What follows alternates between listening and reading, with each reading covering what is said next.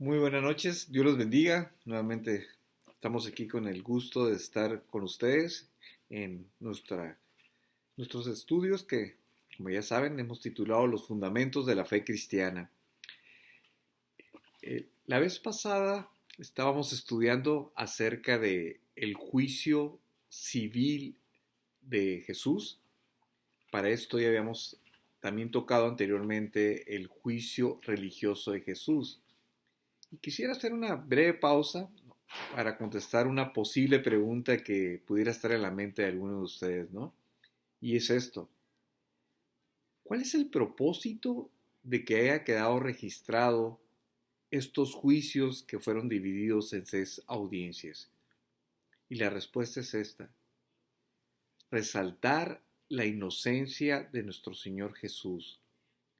Que, que quedara bien claro a través de la historia de toda la gente que iba a leer la Biblia, que iba a querer saber de Jesús, que no hubiera ni la menor duda de que Jesús fue inocente, de que todo lo que se tramó fue una farsa, que conspiraron para hallarlo culpable, pero todo era mentira. Por un lado, estudiábamos el juicio religioso, donde deliberadamente los sacerdotes mintieron y estaban fincándole falsas acusaciones. Y por otro lado, vemos el juicio civil, donde Pilato desde un inicio nunca consideró que Jesús fuera culpable. Es más, dice la escritura que él decía que sabía que lo hacían por envidia. Entonces, al estudiar estos ambos juicios,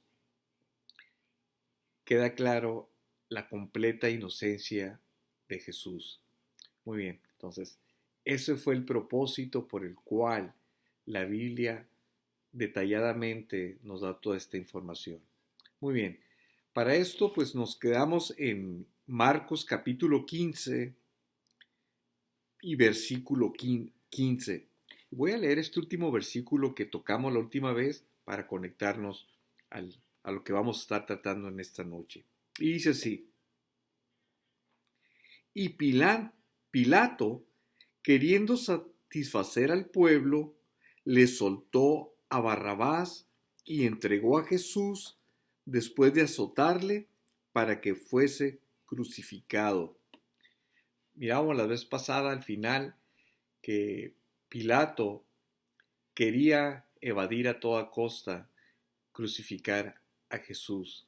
Había varios motivos, los estuvimos viendo, entre ellos no miraba que realmente fuera culpable.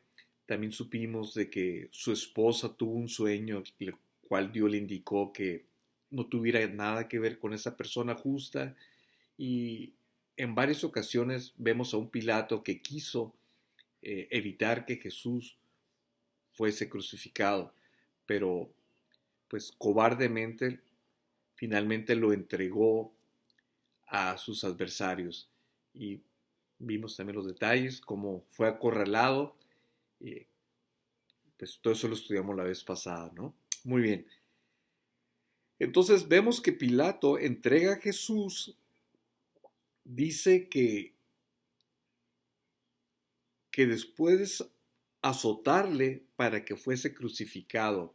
Un punto que no tocamos por cuestión de tiempo es de que, y eso se nos narra en el libro de Juan, que no vamos a tocar ahorita, pero nomás lo vamos a mencionar brevemente, es de que se entiende de que Pilato mandó azotar a Jesús para así de alguna manera apaciguar la ira, el enojo de los sacerdotes que querían matar a Jesús. Pocas palabras, quizás intentó que al ver un castigo severo, que en este caso fue el azote que recibió Jesús, fuera suficiente y quedaran las cosas ahí, pero vemos que no fue el caso, ¿no? Después de que Jesús es azotado, se prosiguió lo siguiente y es lo que vamos a ir viendo en la narración que nos corresponde en esta tarde, en esta noche, ¿no? Versículo 16 nos dice, Entonces los soldados le llevaron dentro del atrio, esto es, al pretorio, y convocaron a toda la compañía. Vamos a resaltar algunos puntos. Habla de los soldados. Es importante enfatizar que estos soldados romanos no tenían simpatía alguna por el pueblo judío. Los despreciaban. Por otro lado, tenemos que entender qué representaba para ellos Jesús. Si nos ponemos en sus zapatos, podemos entender que para ellos Jesús fue considerado un lunático con pretensiones de ser un rey. Entonces, de acuerdo a su mentalidad, lo que obviamente ellos no entendieron que el reinado de Jesús, como ya lo hemos visto anteriormente, era espiritual, no terrenal, pero poniéndonos en los zapatos de ellos, eso es lo que se alcanza a percibir que era el entendimiento de los soldados. Por un lado, despreciaban a todo el pueblo judío, y por otro lado, se les hacía ridículo que Jesús clamara ser rey. Una vez que entendemos esto, también notamos que dice que convocaron a toda la compañía. Esto después de que Pilato le dio luz verde para que lo crucificaran. Ya lo habían azotado. Llama la atención que Marcos es demasiado breve, es más, nomás menciona que fue azotado y después es traído al atrio. ¿A qué nos referimos con ser azotado? Fue castigado a latigazos severamente, después vamos a hablar un poquito de ello, y es traído al atrio, dice, y convocaron a toda la compañía. ¿A qué se refiere con compañía? Una compañía de soldados era aproximadamente como 600 soldados. Aún asumiendo que no hubiesen estado los 600 soldados, es de esperar que había cientos de ellos. Aún más cuando sabemos que se encontraban en las fiestas donde iban a haber miles de personas, donde el patriotismo judío estaba a flor de piel, era entender de que tenían que estar preparados para una posible revuelta y sofocar toda rebelión que se pudiera dar. Entonces, es de esperar que había muchísimos soldados romanos para velar por los intereses del imperio de Roma. Muy bien, entonces convocaron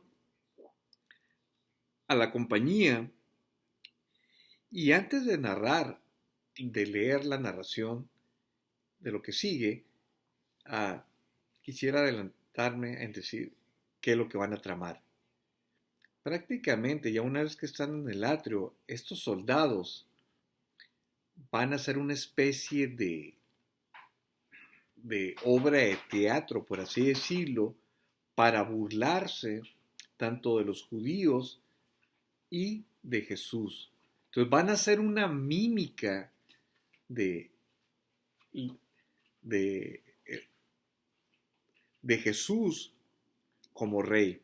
Y es lo que a continuación vamos a leer. Dice así: y le vistieron de púrpura y poniéndole una corona tejida de espinas. Recordemos que los soldados estaban bien familiarizados con eh, la pompa de los césares, cómo se vestían, cómo se conducían, sus lujos, y haciendo una mímica de ello, empiezan a hacerlo con Jesús. Dice la palabra que le vistieron de púrpura. Sacaron una prenda, no sabemos exactamente de dónde y cómo, nomás la Biblia narra, le pusieron una prenda de púrpura, haciendo alusión a la vestimenta de los césares, le ponen una corona tejida de espinas, mientras que los césares obviamente llevaban una corona lujosa. Aquí vemos a Jesús con una corona de espinas. Por cierto, los que se han tomado en estudiar un poquito más qué espinas se referían. No era una espina pequeña, eran espinas grandes que le pusieron en la cabeza y luego dice en el versículo 18, comenzaron luego a saludarle, salve, rey de los judíos. Obviamente estos soldados estaban burlando de Jesús, haciendo eco cuando viene un César que se le dice salve César, que es un saludo reverente. Aquí decía salve rey de los judíos. Obviamente que no era un saludo en serio, era burla. Para esto ya lo habían vestido, decíamos, de púrpura, le habían puesto una corona de espinas. Versículo 19 nos dice, y le golpeaban en la cabeza con una caña. Nada más, miren, pónganse a pensar un poquito. Una corona de espinas, con espinas grandes y golpeando en la cabeza. El dolor que le haber causado. Esto después de haber sido azotado. Más quisiéramos explicar brevemente un poquito de lo que consistió el azote. Los soldados romanos eran expertos en ejecutar este tipo de castigos, donde no mostraban misericordia alguna, estaban preparados, eran disciplinados para llevar a cabo este trabajo y infligir el mayor dolor posible. De hecho, los látigos en sus puntas tenían metales, tenían hueso, de tal manera que tenían el potencial no solo de rasgar la piel, arrancar inclusive parte del tejido y posiblemente dañar órganos. Era algo terrible, era algo sumamente doloroso, de tal manera que había personas que morían en ese castigo. Entonces, después de Jesús haber sido azotado, ahora es llevado al atrio, donde vemos que ahora se están burlando, lo están humillando. Lo cual podemos separar aquí en dos partes del sufrimiento. Al ser azotado, Cristo sufrió tremendamente físicamente. Ahora vemos otro tipo de tortura que es psicológica. Se están burlando, lo están humillando. Y nuevamente en esa humillación lo siguen castigando físicamente, pegándole con una caña, puesta la corona con espinas. Dice, continúa el relato, y le escupían. Recordemos que eran muchos soldados. No eran uno o dos, eran muchos. Entonces, imagínense el cuadro, Jesús azotado, todo ensangrentado, está siendo burlado, la corona al enterrarse las espinas porque le pegaron con la caña, sangre escurriendo por su cara, ahora aunado con la saliva que le escupieron en su cara. Vamos, para que se imaginen el cuadro, era algo denigrante, era algo difícil de concebir, especialmente sabiendo que era el Hijo de Dios, el Santo Hijo de Dios estaba pasando por todo eso. Y puesto de rodillas le hacían reverencia. Obviamente, era una burla total. Doblando sus rodillas le hacían reverencia. Se estaban mofando, se estaban divirtiendo con Jesús. Y a su vez, burlándose del pueblo judío como diciéndoles, ¿ese es su Dios? ¿Ese es su rey? ¿Con ese rey pretenden derrocar al César?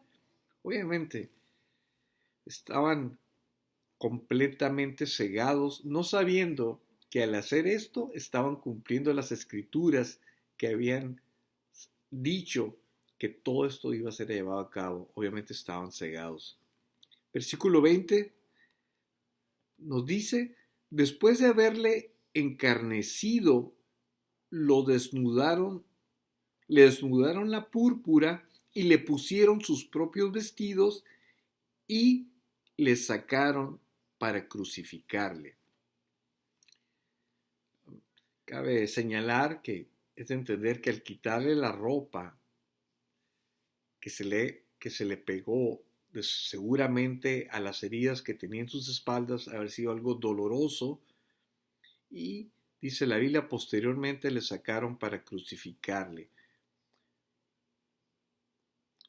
Voy a hacer una pausa aquí.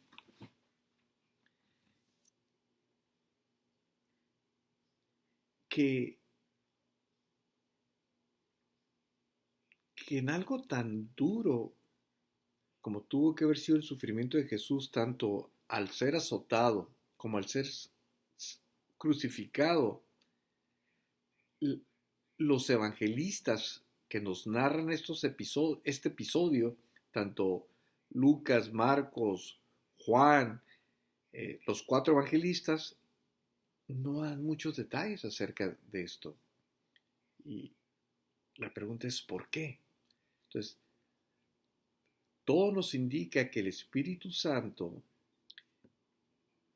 guió a estas personas a no hacer tanto énfasis en el castigo físico. La pregunta sería ¿por qué? Y todo parece indicar que es para que la gente entienda que el propósito de saber esto no es tanto para movernos a la lástima, sino a entender algo más profundo, que es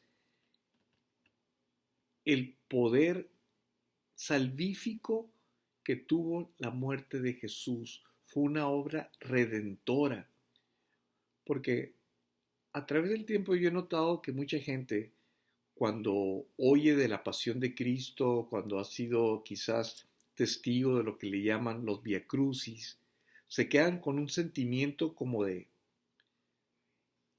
pena, diciendo o pensando algo así como pobrecito de Jesús que murió en la cruz, pero no alcanzan a entender cuál fue el propósito de ese sacrificio.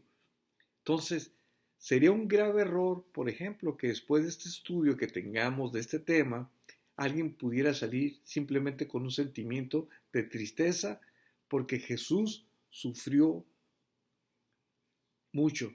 Ese no habría entendido el propósito de la muerte de Jesús. Entonces es bien importante y es la única explicación que podemos ver de por qué los evangelistas no fueron tan detallistas en cuestión de la muerte de Jesús. El cómo murió Jesús y el sufrimiento, brevemente nos lo narran otras porciones de las escrituras y más bien se puede recurrir a historiadores de que era a morir en la cruz, el sufrimiento, por otro lado, lo que implicaba ser azotado, pero en los evangelios no vemos esa información. Y para esto quisiera hacer un paréntesis y ver un poquito qué representó la muerte. Para esto vamos a leer 1 Corintios capítulo 15, versículo 3, y dice así: porque primeramente os he enseñado lo que asimismo recibí. Está hablando Pablo a la iglesia de Corintio, que lo que él recibió, lo estaba enseñando. ¿Y qué es esto? Que Cristo murió por nuestros pecados conforme a las Escrituras. Entonces, ¿qué es lo que se tiene que resaltar acerca de la muerte de Jesús? Que al morir Jesús en la cruz, estaba pagando el precio por nuestros pecados. Esto es lo más importante en entender acerca de la muerte de Jesús. No quedarnos tan solo con la idea de que sufrió mucho y solamente nos dé pena, nos dé tristeza, compasión y nos quedemos ahí. No, tenemos que entender el propósito de la muerte, de su muerte. Ahora, ¿será que menospreciamos o ¿O no creemos que es importante entender el sufrimiento de Jesús en la cruz? Para nada. Y vamos a hablar un poco de ello, pero no es el énfasis principal, sino entender cuál fue el propósito de esa muerte. Y la Biblia nos dice, murió por nuestros pecados. Tiene un carácter redentor su muerte. Muy bien. Y hablando acerca de ello, también nos contesta una pregunta muy, muy importante.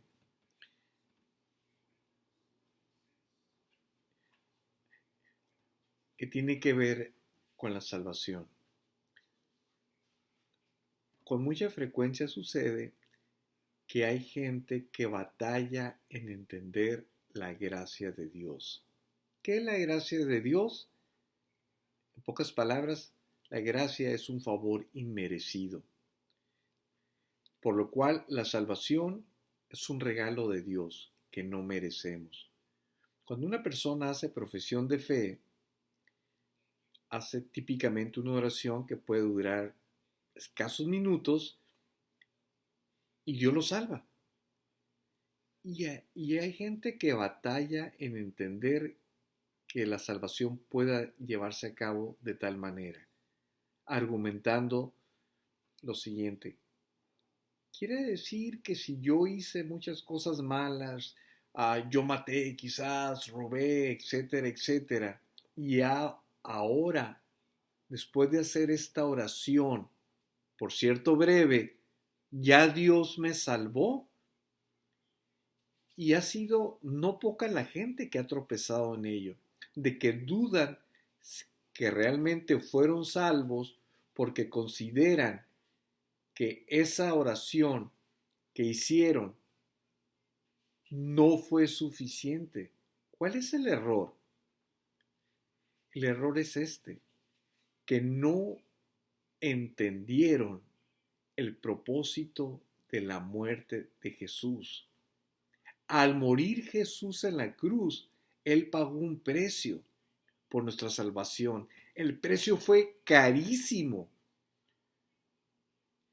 De tal manera que la salvación no parece que nos cuesta, porque es así, porque no la pagamos. La pagó Cristo, pero el precio fue carísimo. Voy a poner algunos ejemplos que quizás ilustren lo que vengo diciendo. Entendemos que la gente eh, está mentalizada a que todo tiene un precio. Si tú vas a la tienda, sabes que las cosas te van a costar, no son gratis. Si tú vas a una agencia de carros, sabes que los carros no los regalan, te van a costar. Si alguien te dijera, ¿sabes que en la agencia te van a regalar carros? Pues la gente se burlaría, ¿no? ¿Cómo es posible? ¿Cómo van a regalar un carro? Todo cuesta. Efectivamente, todo cuesta. Entonces, cuando vienen a la salvación, todavía vienen arrastrando ese pensamiento de que todo cuesta. Y sí, efectivamente, la salvación costó. Es importante enfatizar, pero no a nosotros. Y como es gratis, es donde la gente batalla. Por eso es importante recalcar, dejar en claro que si bien es cierto, la salvación es gratis, alguien pagó el precio y el precio fue carísimo. Y para esto quisiera leer unos cuantos versículos que se me hacen muy puntuales para dejar en claro lo que venimos diciendo. El primero de ellos se encuentra en 1 Corintios 6:20 y dice así: porque habéis sido comprados por precio. Dios nos compró por precio. La salvación se nos dio gratuitamente, pero alguien hizo el precio, pagó ese precio. Por cierto, sería un error el ignorar que alguien pagó un precio. Voy a poner un ejemplo. Supongamos tú eres padre de familia, tienes un hijo uh, y cayó en estado de coma. El doctor te dice que para pagar la cuenta del hospital para que tu niño pueda ser salvo va a ser el equivalente a que vendas tu casa, lo cual lo haces, vende la casa para pagar el costo de esa operación que va a salvar a tu hijo y posiblemente a lo mejor tu hijo no sepa todo lo que pagaste. Él solamente quizás sepa que salió del hospital ya sano, pero por otro lado eso implicó que las décadas de trabajo arduo, de tus ahorros, de trabajar tiempo extra, de emprender negocios, todo se te fue para pagar el precio de esa operación. Solamente un ejemplo, que nos quedemos cortos, no es para ilustrar que el hecho de que en este caso ese niño haya sido eh, sanado no fue gratis. Hubo atrás alguien que pagó el precio. Semejante es la salvación. La salvación es gratis, pero no sería un error de no aclarar que alguien pagó el precio de la salvación, que alguien hizo posible la salvación. Entonces dice la palabra, leíamos que fuimos comprados por precio. ¿Cuál fue el precio? Morir en la cruz por nosotros. Esos azotes que recibió Jesús, esa crucifixión, esas burlas, esos golpes en la cabeza, esos escupidas en la cara, los merecíamos tú y yo. Él lo pagó por nosotros. Por eso dice la palabra, nos compró por precio. Ahí mismo, bueno, adelantito, en 1 Corintios, ahora 7:23, nos dice nuevamente, por precio fuisteis comprados. Vuelve a repetir, era necesario y sigue siendo necesario que la iglesia, los creyentes, entiendan y les quede bien grabada en su mente. Fuimos comprados por precio y no fue un precio barato. En otra parte de las escrituras dice, Pablo refiriéndose a los creyentes, les dice carísimos. No solamente nos compró, les salimos sumamente caros. Y voy a dar un versículo más que nos reafirma lo que venimos hablando. Se encuentra en 1 de Pedro 1:19.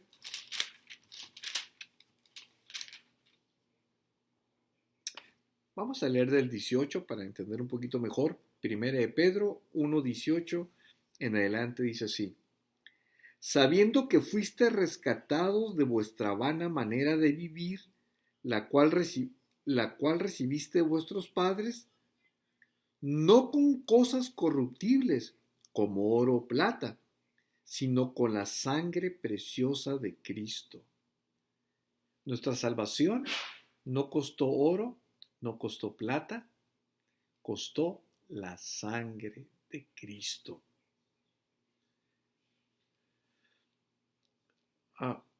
Es imposible entender cabalmente lo que esto implicó, pero más ponte a pensar, Dios, estando en su gloria, se despojó de su gloria, vino, se humilló como hombre, pasó todo lo que hemos venido estudiando sin haber necesidad. Es algo que la verdad no vamos a poder comprender. Yo entiendo por qué debería de haber ido al infierno, por mis pecados. Lo que no entiendo es por qué me amó, por qué nos amó y estuvo dispuesto a hacer todo eso por nosotros. Por eso la Biblia no se equivoca cuando dice, de tal manera amó Dios al mundo, de tal manera. En otra parte dice, mirar cuán amor nos ha dado el Padre de que seamos llamados hijos de Dios. ¿Cómo llegamos a ser hijos de Dios? Fue porque Jesús lo hizo posible al morir en esa cruz. Nuevamente dice la palabra, mirar cuán amor nos ha dado el Padre de ser llamados hijos de Dios. Es algo que cuando vamos entendiendo, tiene que ir revolucionando nuestro entendimiento.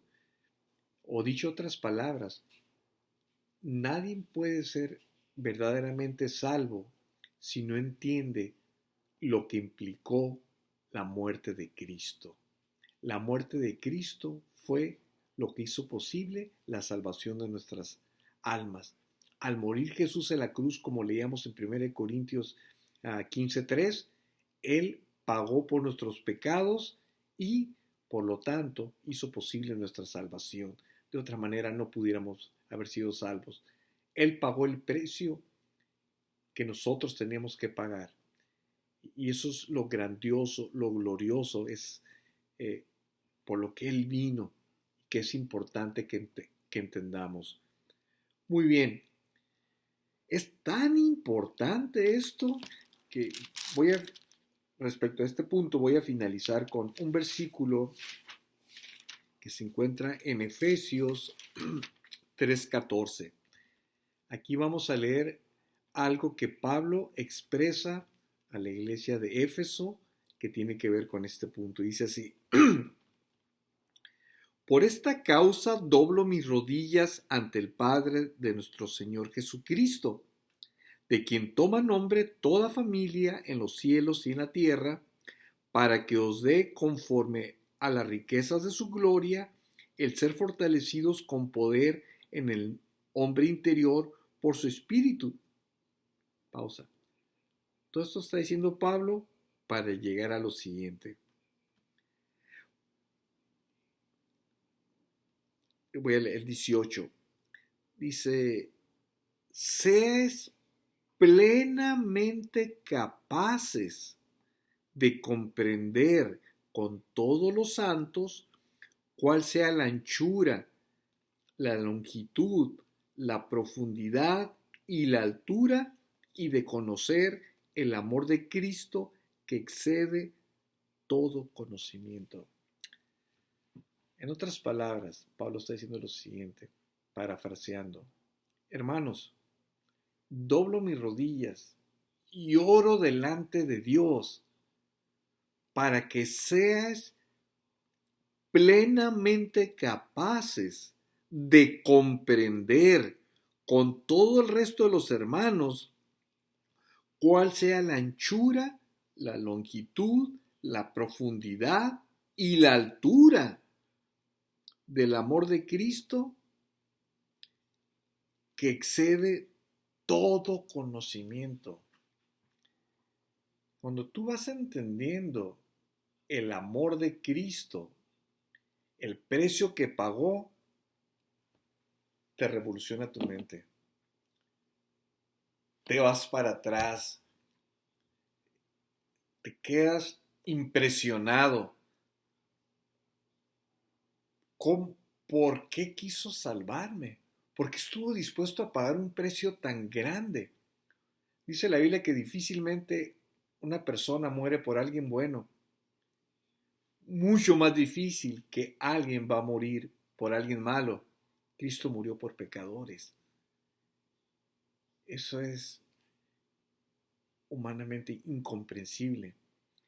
Ni tu padre, ni tu madre, ni un hijo, ni una esposa te puede ni te va a amar tanto como Jesús lo hizo al morir por nosotros.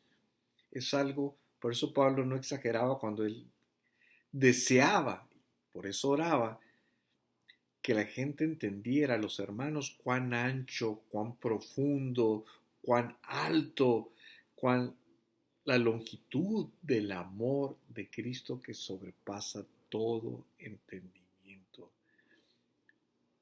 Es algo incomprensible. Entonces, es bien importante que entendamos eso. Y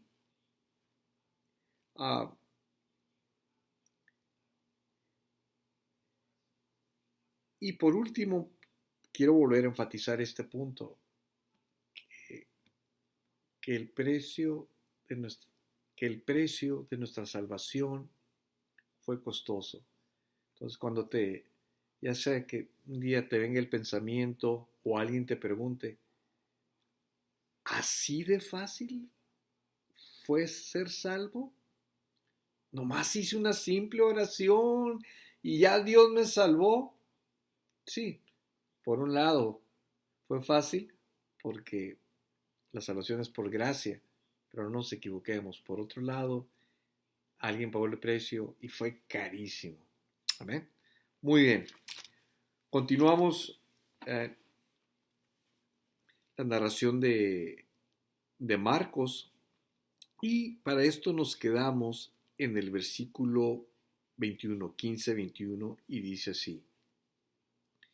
Y obligaron a uno que pasaba, Simón de Cirene, padre de Alejandro y de Rufo, que venía del campo, a que le llevase la cruz.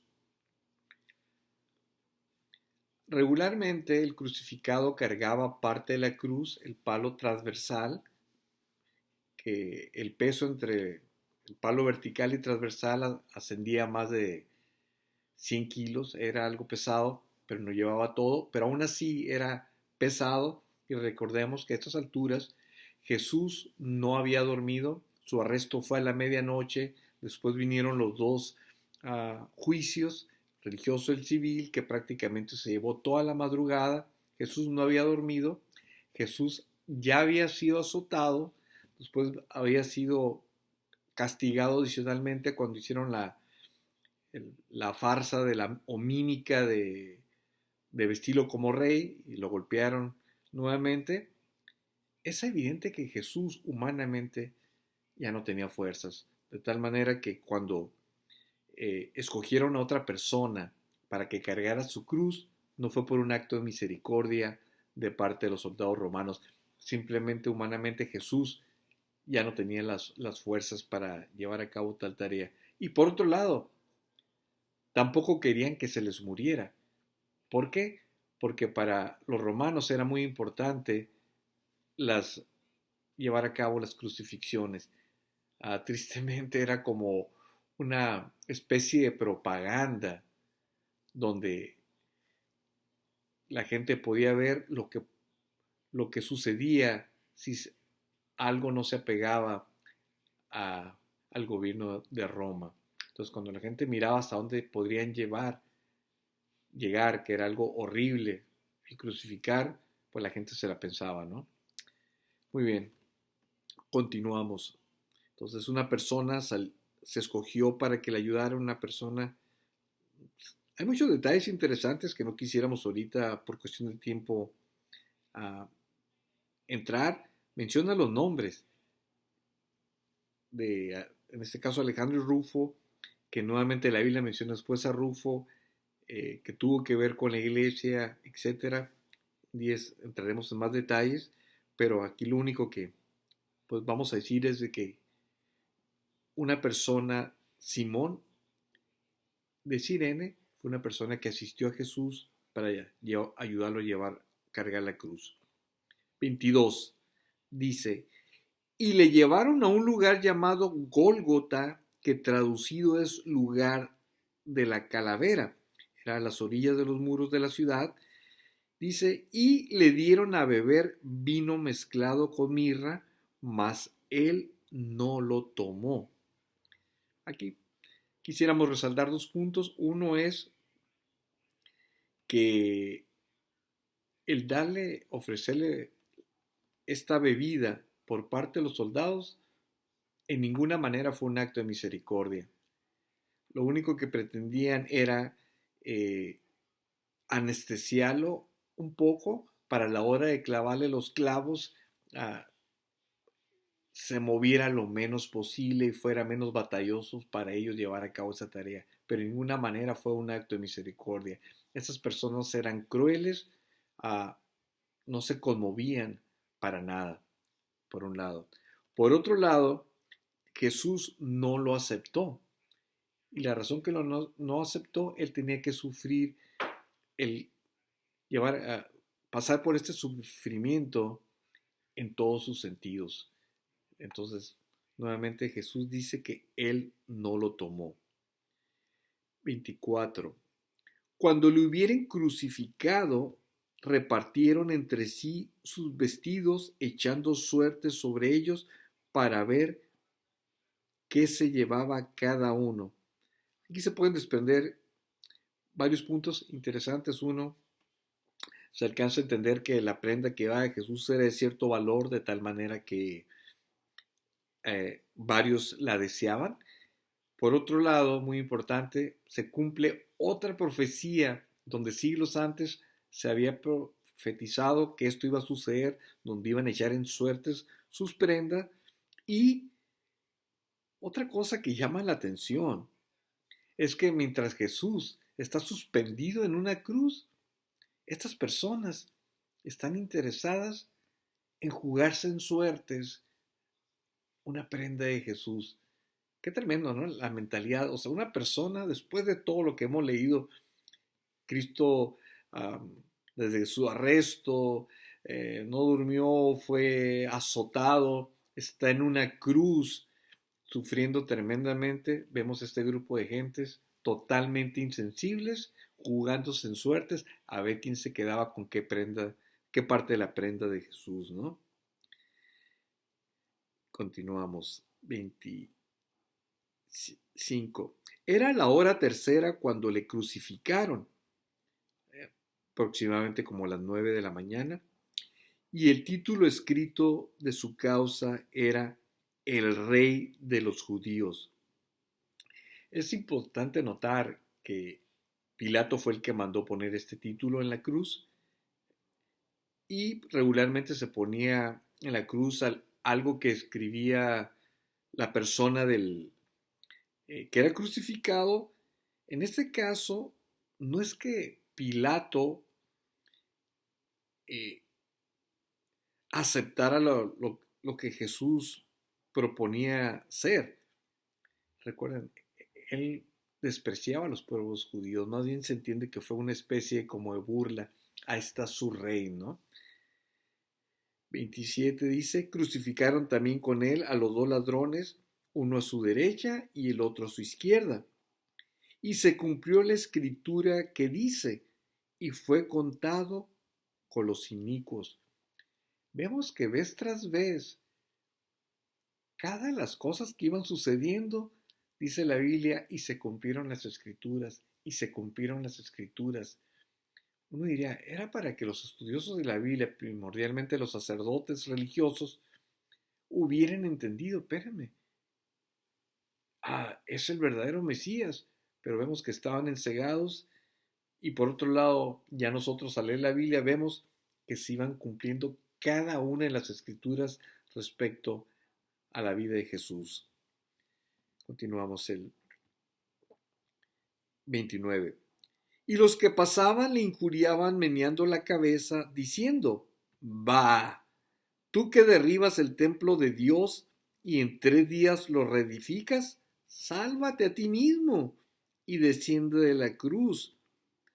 De esta manera también los principales sacerdotes, encarneciendo, se decían unos a otros con los escribas, ¿a otro salvó?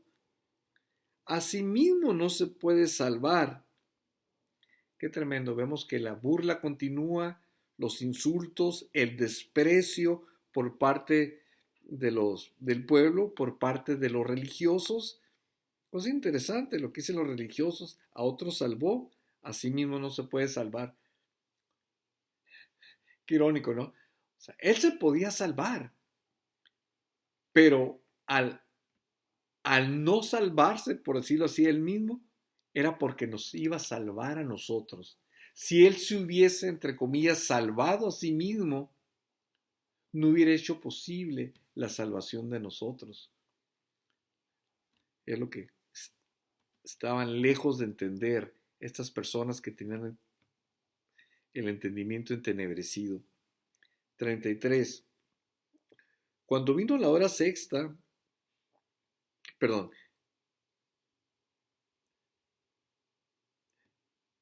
32.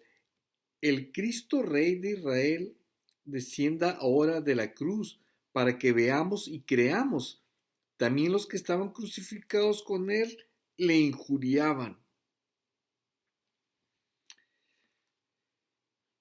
Vamos a terminar aquí el relato y queda claro que Jesús está pasando por momentos muy tormentosos, sufriendo como el peor de los criminales, por otro lado, siendo el Hijo de Dios un ser perfecto, lo cual es la mayor contradicción que pudiera haber la persona más santa y pura, muriendo, sufriendo como el peor de los criminales. Y la pregunta sería finalmente, ¿qué pudo haber motivado a Jesús a aguantar todo este sufrimiento? Porque recordemos, Él nunca perdió su naturaleza divina. ¿Por qué no lo vemos que en un momento dado haya explotado, decir, ya estuvo, ya no puedo más? Y se haya desclavado de la cruz y haya fulminado a todos sus opresores y burladores. ¿Por qué no lo hizo? ¿Qué lo motivó? Quizás alguien pudiera decirnos, ¿cómo podemos entender la motivación de Jesús? ¿Qué acaso podemos entrar a su mente y conocer, indagar? Obviamente que no. Pero permítame decirles, hay un pasaje en las Escrituras que es como una ventanita donde nos permite ver qué es lo que pasó en la mente de Jesús, qué lo motivó a sufrir y morir y ser obedientes a la muerte. Y para esto el que tenga Biblia, si me gusta acompañar, vamos a ver el libro de Hebreos, capítulo 12, versículo 2. Con este finalizamos. Y dice así: puesto los ojos en Jesús, el autor y consumador de la fe, ponga mucha atención, el cual, por el gozo puesto delante de él, sufrió la cruz, menospreciando el oprobio, y se sentó a la diestra del trono de Dios. Nuevamente, el cual, hablando de Jesús, por el gozo puesto delante de él, sufrió la cruz, menospreciando el oprobio. Quiere decir que mientras Jesús estaba pasando por todo ese sufrimiento, cuando fue azotado, cuando fue finalmente crucificado, en su mente lo que estaba pasando era, dice, con el gozo puesto delante, sabiendo que al pagar ese precio tan doloroso,